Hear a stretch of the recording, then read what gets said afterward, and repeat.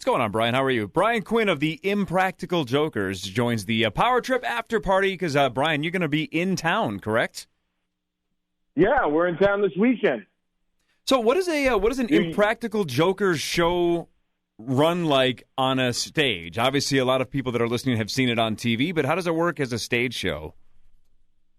Oh, well, that's the biggest question. Everybody's always like, how could you guys even do a stage show? What we try to do, because we can't do hidden camera stuff, obviously, with an audience of people that know what's going on. So we just try and get the spirit of the show, where it's just kind of hanging out with us and just busting Murray's chops and making fun of Murray a lot. It's truly a lot of us standing on stage just making fun of Murray. Brian, when this show started back in 2011, did you think it would run this many seasons? Oh, my God. In 2011, I didn't even think we'd get the first season. When we got the first season, I was like, oh, man, I got to really go to work now. And then it just kept building every year. Now, it's wild. It's like, to this day, I walk around like, what planet am I on? It's a pretty crazy job. So, and I used to have another I don't know if I was a fireman in New York City. I don't know if you guys knew this. I was doing that when we first started making the show. I was still working in the firehouse. So, we would shoot during the day. I would go to the firehouse after set, work overnight, get up the next day, go to set again, work a whole day, then go back to the firehouse. So, if it kept like that going, I wouldn't even wanted the show to go much longer. It was so exhausting. And I was 11 years younger back then, too. So walk us through the creative process on Impractical Jokers. When you guys have an idea, when you're sitting around and you come up with something, how does it get on the screen? How many steps, how many creative meetings, the execution of the prank? How does that process work, idea to finish line?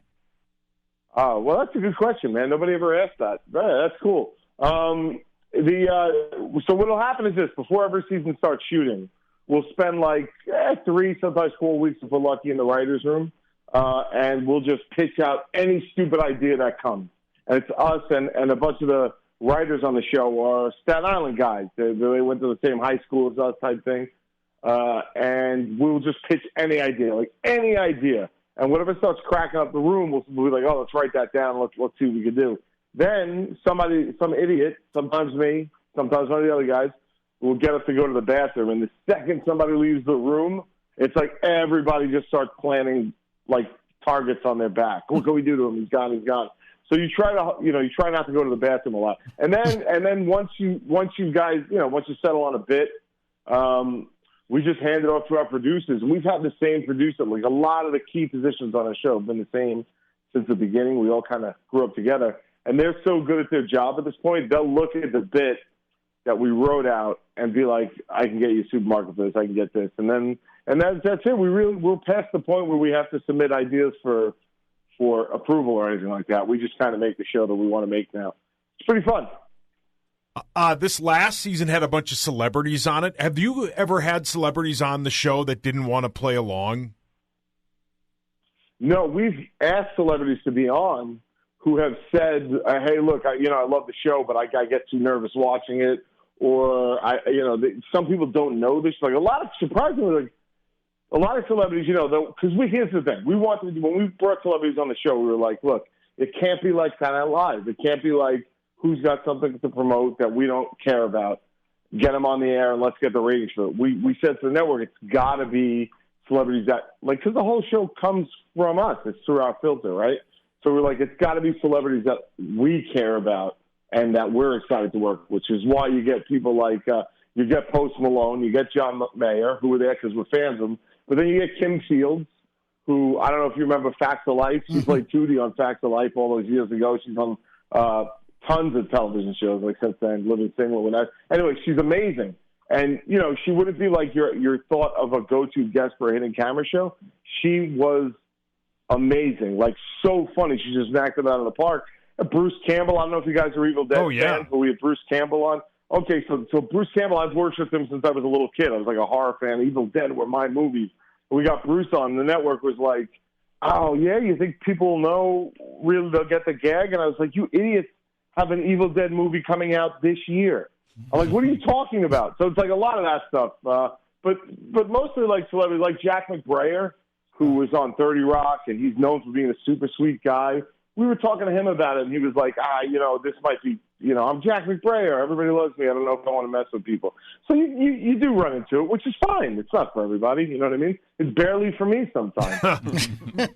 Well, how often does your now fame in the last decade actually screw up the show, right? Because I assume like Sacha Baron Cohen can't just walk around doing Borat everywhere because people recognize him. How often have you been in a supermarket where a whole bunch of fans end up kind of screwing up the bit because they know who you are and they know what you're doing? Yeah, we have. First of all, we've been on the air now for 12 years, right? And we're still not as popular as Borat. Borat can't go anywhere. It's like Jesus going into a crowd. You just can't do it, right? We, like so many people, they less than Borat know who we are that we're able to do it. Plus, we shoot in Manhattan. So there's like 8 million people on it. It's a pretty small island in reality. And there's so many people that you eventually get people who don't know the show. And then we have secret methods. Like I said, we've been doing this a long time. We have like secret methods that will weed out people who know the show before they even get to us. So it's a combination of people don't know who the hell we are, and we're able to trick the people that do know. So it works out. It happens. Sometimes you'll be in the middle of a really good bit, and then somebody will run up all excited and be like, "Oh my God, Q, how you doing?" And you just told this person that you're talking that your name's Ted, and screws it up and stuff like that. But we're even good at recovering from that. It happens all the time. But I always say when we're on set, I'm like, guys, it's just a TV show. If somebody comes up and ruins a bit, we just wait 2 minutes and shoot someone else. That's all. It's fine. But it does happen, but not as much as you think. I'm not sure if you guys are involved in the editing process of the show as well. I assume that you are. And so the question would be, what's harder, actually filming the episodes or doing the editing of the episodes? Yeah. So the editing is something that I try to stay away. We all watch every cut and give notes on it. Some of us go a little bit crazier. When I say crazier, I mean like professional. Like Murray and like when Joe was on the show, he was involved with the edit every step of the way. After Joe departed to spend more time with his family, we got involved in the editing more. Sal and Murray will give pages of notes, and I mean good notes, like 3 or 4 pages of notes on every episode. I'll watch an episode, and then I'll call up Megan Manduk, who's our supervising editor, and just go over it with her. I'll be like, I thought this was funny, or what about this bit I did with this woman instead of what I did with this guy? And she'll swap them around. So we all do the edit. I'm a little more loosey-goosey than the other guys, but that's because I'm lazy. So I like shooting more. Like, I love it because, we're hanging out with our friends on set. We're having fun. We're meeting people. Editing's a little bit like when I'm home. And, when I'm home, I just want to play Legend of Zelda. You know what I mean? I just want to play whatever video games come out this week. So I'm not as focused on that as the other guys are. Have you ever had a bit that you thought was going to go over well and it just absolutely bombed? Or did you have any bits that never made it to air that you thought were well done? Yeah, there was 2 bits. One that we shot, and then one we gave up in the middle of shooting. It's really the only time it's ever happened on the show. And the one that we gave up shooting is we went to this park in Manhattan, and it's where all these rich people send their nannies with their kids to play in the park. So you go to the park, and it's like all these little kids running around, and then all these nannies standing around talking to each other, watching them. So we were like, all right, so here's the bit. We'll go into the park. We'll start baby talking one of the kids, and then we'll transition to start baby talking the nanny and see if we could have a conversation in baby talk with the nanny. And what we didn't realize at the time was 4 childless single men wandering a children's park, baby talking to random babies is not something that's going to fly. So the cops were called, and when they got there, we had to be like, "Oh no, we're shooting Impractical Jokers," and the cop was like, "Look, we love the show, but you got to get out of here." So that one didn't go. And the other one, and I have to take responsibility because it was my idea, was I thought if we dressed like mimes and then we held up a sign, and whoever was the mime had to act out whatever was on the sign. And if the person saw, you were doing it, you guessed it, you won. And, of course, everything on the sign was kind of wacky and over the top. And we started to shoot it at 101 degrees. Sal will never forgive me for this. He still brings it up. 101 degrees in Central Park. We had this makeup on an all-black long sleeve because we wanted to look like mimes. We looked like we're on the way out. We looked like we were about to die. The sweat, and everybody was just complaining and miserable. Nobody gave a crap about the mimes in the park. We filmed the whole thing. We watched the footage, and we're like, there's not a single funny joke aside from Sal whining and complaining on this, and that was it. So yeah, we've had some duds. But I'll tell you, surprisingly, amount of success over failure. The ratio is pretty good. Impractical Jokers at Target Center this Thursday. And for our friends in Iowa, by the way, you're at the Wells Fargo Arena in Des Moines on Friday. So Target Center Thursday, Des Moines on Friday. Again, we're talking to Q from the Impractical Jokers. So how often I get everybody on your shows in on the bit, right? Everybody knows it's going to be lighthearted and fun, but how often are feelings actually hurt? Has it ever been over the line where it got awkward with another cast member? No, not really. Like what you talking about between the four of us? Yeah, where somebody actually was like, "Wow, that you put me in a really bad spot." That was somehow over the line. Not really.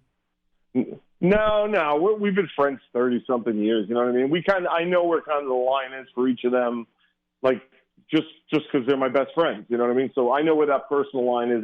And honestly, after all these years, that line doesn't really exist anymore. We kind of go after. I mean, that's the thing. You guys know the way you tell your friends that you love them is to bust their chops and to make fun of them, and that's just what guys do. And if I'm wrong, well, then I'm wrong. But it doesn't seem like I'm wrong. And so it's just like you just go to work and you bust your friends. And if they get you really good, you don't have to wait long before it's your chance to get revenge.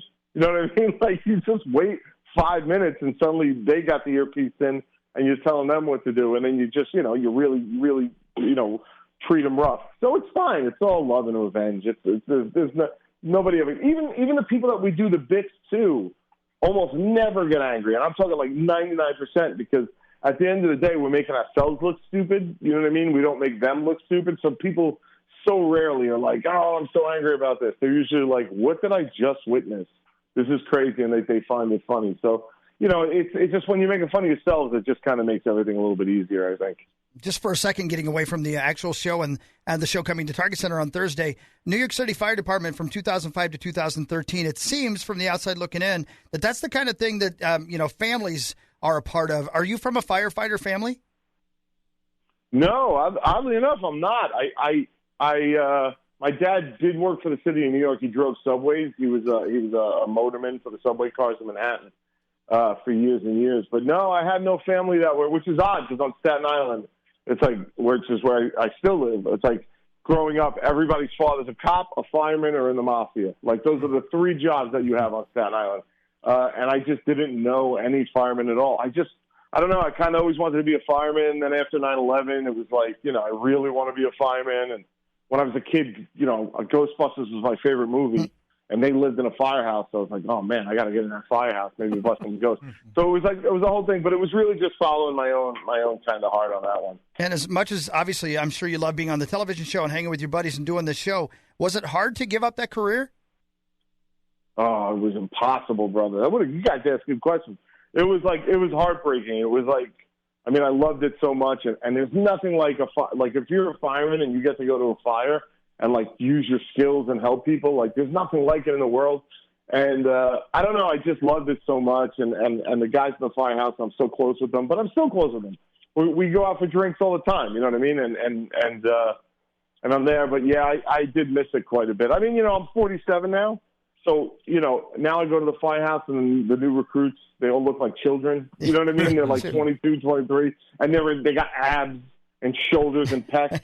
And I look at myself and I'm like, all right, they don't even need me here anymore. You know what I'm saying? Yeah. I'm obsolete with the fire department. So I feel okay about it now. But there were a few rough moments in the beginning, yeah. You said you were a big video game fan. What are a few of your favorite video games? Oh, man, well, Dead Space. I don't know if you guys ever played Dead Space. It's a horror thing set on a spaceship. Okay, so when they first came out, they just did a remake that was pretty good, too. But I love Dead Space. The Zelda series is huge. I played look, I'm always playing a video game. The second one ends, another one takes its place and stuff like that. So, I play pretty much a little bit of everything. You were about to say Red Dead Redemption. What's that, brother? Were you about to say Red Dead Redemption?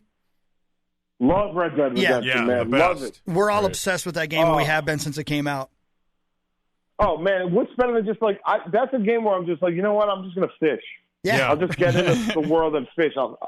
Yeah, I love Red Dead, man. It's so good. John Marston is one of my favorite characters. Well, some people like to fish in that game. These two guys over here would like to go to Valentine and basically get... I get a tug job. Anytime I can. Jerked off in the bathtub. I just did it the other day. I had about a half hour to myself. I booted up Red Dead Redemption 2 only to go to Valentine because I knew he was dirty and horny somewhere out there in the world. You pay the 25 cents and you get your crank. Pretty good deal. Pretty good deal, a quarter for a tug job? Yep. If I had a time machine, I'd go back in time just for that. Not a bad deal at all. Here's a shiny nickel, boy. Go get a tug job. Yeah, the old days. Yeah. Hugh, thanks for your time, man. Good luck at Target Center on Thursday, and good luck. And, well, by the way, congrats on all the success over the last decade plus. But good luck the rest of the way out with however long Impractical Jokers goes. So congrats, dude. Thank you. Yeah, and everything. Yeah, come out this week. Look, I only have 2 more tour dates, tour weekends, the rest of this year. So this is literally like my year retirement party. So these are going to be crazy shows because I'm going to make them crazy. So anybody that wants Sal, Murray, and Joe, they tour all the time. You got to catch me. I'm like vintage wine, man. You got to catch me when I can do it. So that's this weekend if you're in town. But, yeah, we're going to have a blast. Thank you guys for your time, and thanks for helping me appreciate spread the word. I really appreciate it. You got it, man. All Take care. See you at Valentine's. See you there, man. Bye. Later, guys. Yeah. Bye. All right, that's Brian Quinn. Hugh from Impractical Jokers. So they started as an improv troupe in high school. Yeah, it's pretty cool. How about that, man? So we are definitely seeing a shift. While we were doing the show this morning, I saw, Dude Perfect is coming to the XL Energy Center. Right? These YouTube sensations are not that Impractical Jokers is YouTube, the sports guys? Yeah, where they hit crazy trick shots. But I'm like going, how can you bring Dude Perfect to an arena? Like, what are they going to do? Just set up trick shots for 3 hours? So right, and there's no way they hit them on the first try. So I'm like, I'm just very curious what that show looks like, and that's why I'm like, how does Impractical Jokers work on stage? But clearly it works. They're big enough to do arenas across the country, which is fantastic. So, man, the YouTube, TikTok, Instagram people of the world are going to figure out a way to go on tour and make money touring. And why not? If you have a huge fan base, that's where the money is. I'm sure, man. Get in front of them, sell tickets, sell your T-shirts, sell T-shirts, entertain them, and go home. So good for Q and the rest of the crew. It's you say that's an interesting point because I'll be honest with you, I haven't seen that show at all. I'll watch it now because I like that guy. He seems very, very cool. But there's the other day listening to that TikTok stuff, and I know it's a little bit different. But after having our meeting, and you need to do this and do that and do this.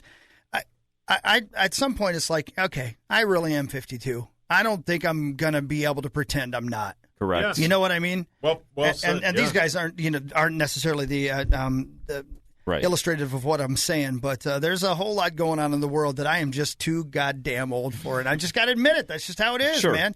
Even though they were on True TV, but I'm still the point I'm making is they are.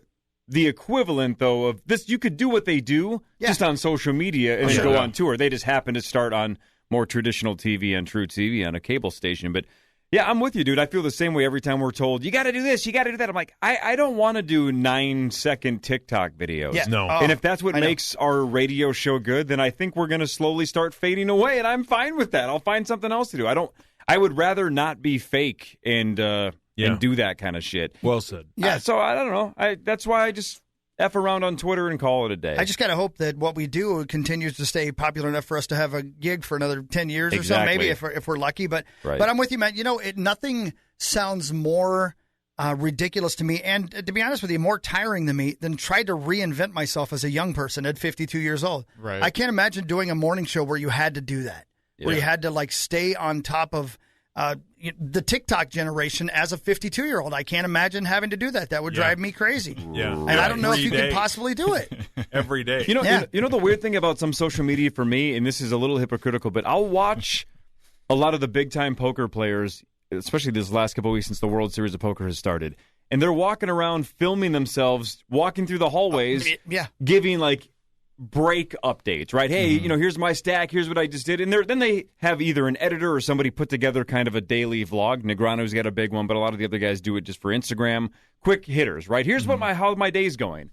And it sucks because as a viewer, I'm like, I'm all in. I watch all of them, I follow all of them. But to your point, Chris, about getting older, I can't get myself to be that guy. I feel foolish. Yeah. I feel I like even feel fake. that way. I feel fake. Yeah. If I'm like, I can't imagine this weekend turning my camera like this and walking down the hallway talking to myself in a sea of people. Yeah. So I'll watch it.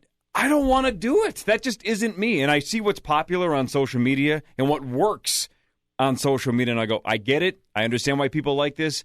I just am not that. I can't do it. I can't pull the trigger. I can't be that person. I can't talk to the camera 16 times a day and then edit the best ones. Can't do it. Yeah. It's like people want access 24/7 to the Yeah. people that they love, even if they're just doing nothing. They want to just see them sitting there. Watch. You can watch movies with your favorite celebrity now, or your favorite YouTuber or whatever. They just want to see you, and like you're almost like a pseudo friend. Yeah, You know what the correct. problem is, though, Max? And maybe I'm wrong about this because I don't know anything about this stuff. But from what I can see, the reason that your career is so much smaller and shorter these days is because you have access all the time. Yeah. And if you give people that kind of access, they're going to get sick of you sooner. Yes. And that's Yeah. just the bottom line. Or you're There's gonna run no out of mystery. You're stories going to run to out of tell. stories. You're going to Yeah. give away everything you got, and it's not going to be interesting. We talk to the comedians all the time. You can't put your best bits online because your best bits are going to be blown as soon as you do. So how do you continue to keep up with that? It just wears me the hell out even thinking about it. Wears me out even thinking about it. Yeah, and there's some people that have found success just absolutely going left. Like, for example, like as an artist, Frank Ocean, he has no social media, never posts, rarely comes out, but people are constantly, where's Frank Ocean? Because It's the mystery factor. It's the That's draft. what Prince would have done Punk. that. Daft Punk. Right. Prince would have done. Prince wouldn't have been on Instagram. Oh, absolutely not. And somebody's going to tweet me now and say he was. He still is. But he just. Right. so He's posted. alive.